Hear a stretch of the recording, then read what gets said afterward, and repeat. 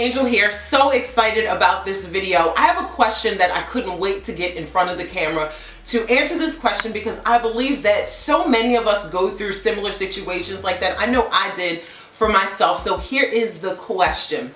She says, I have someone who phones me every day, and if I don't answer, she says I'm unavailable. She expects me to stay on the phone for at least 4 hours. If you don't mind, could you please do a video about people who phone you all the time to talk about the same stuff, negative, and talk about how being on the phone 24/7 keeps you from doing your to-do list or follow your dreams. It brings me down, and I am wanting to focus on me and my little family. Thanks so much. You're amazing, and so are you. And thank you so much for the question. So this comes down to you really standing your ground. I talked about this in another video about the 3 phases. I believe it was called the 3 phases of purpose.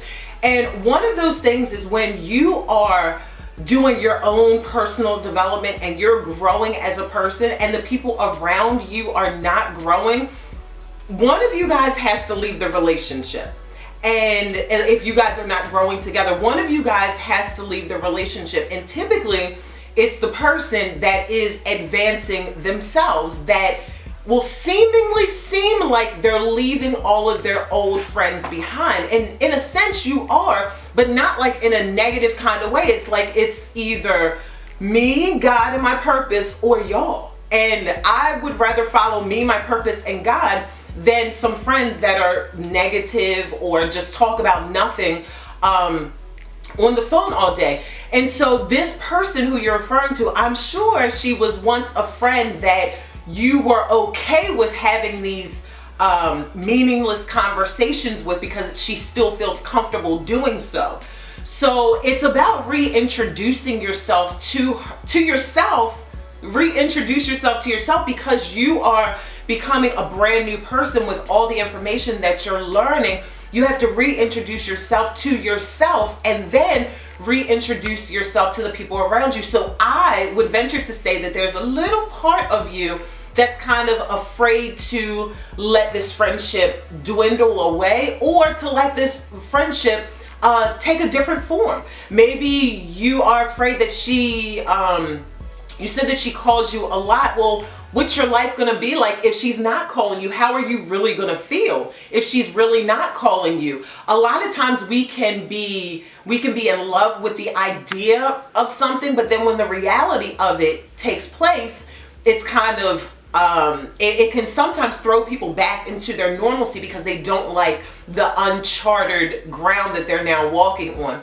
And I also asked this young lady how old she was, because I thought that age played a part in this, and she's 26 years old. And in your 20s, that's when you're really trying to figure out who you are and being comfortable with who you are, and then being comfortable with other people being uncomfortable with who you are, if that makes sense. I know it does. Rewind this and rewatch what I just said. And so I know for me, when I was in my 20s, it was so hard for me to stand up for myself and to say things. I would let a lot of people run all over top of me because I didn't have a voice of my own. But when it came to my kids, that was something totally different. Mama Bear would come out. But when it was me personally, I would just go along to get along and didn't really have a voice. So you really have to understand that this is your life. You don't have to pick up that phone. You're picking up that phone, so she's not interrupting your to-do list. You are interrupting your to-do list. So I wanted to share this short story with you guys. You guys know that I work from home. Well, my mother grew up in a time and day, and mommy, if you're watching this video, I love you, and I'm sorry I'm talking about you, but you know how I always tell our business. My mother says, you just get on the YouTube and tell our business. That's what I do. So my mother grew up in a time where they didn't have cell phones, so they would just stop over their friend's house. If they were in the neighborhood, they would just stop over.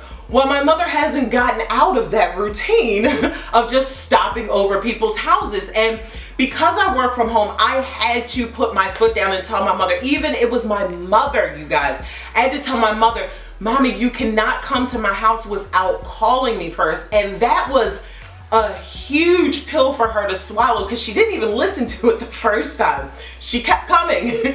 And because this was my house, this was my home, and I'm a grown-up now, and I have to teach other people how to treat me, I didn't open the door for my mother, y'all. I know. Like, oh my God, isn't that so disrespectful? No, because I said to her, I need you to call me before you come to my house now. I work from home.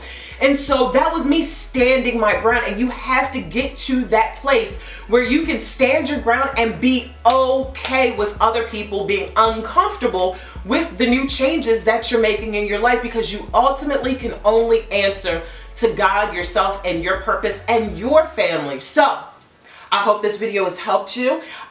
Just a side note, when you, in a couple more years, I think when you turn around that 30 mark, a lot of these things, these uncomfortable conversations, they get to be a tad bit easier. So like I always tell my girls in your 20s, take a deep breath, relax, and enjoy this process. You're figuring out who you are, you're being comfortable with who you are, and you're being introduced to this world. You guys just came out of a space where your parents told you what to do at every juncture of your life, and now it's like you're in your 20s and you can do whatever you want, and now you got to make these decisions on your own. And I remember being there. So keep being amazing and keep doing what you know that God is calling you to do. So I hope that video or that answer has helped you. And one last thing, for you guys who always comment about my shirts that I wear that are off the shoulder, I just want to share with you guys that before I went on camera, this shirt was a full turtleneck. Like, it came all the way up to here, and I took my scissors and I cut it, and then I just swoop it down. Like, that's it. So I would say about 75% of the shirts that you see with my shoulder out, I made them, I altered them, I cut them, something. But then the other 25%, they are real off the shoulder shirts. You guys, I love you guys so much, and I'll see you in the next video.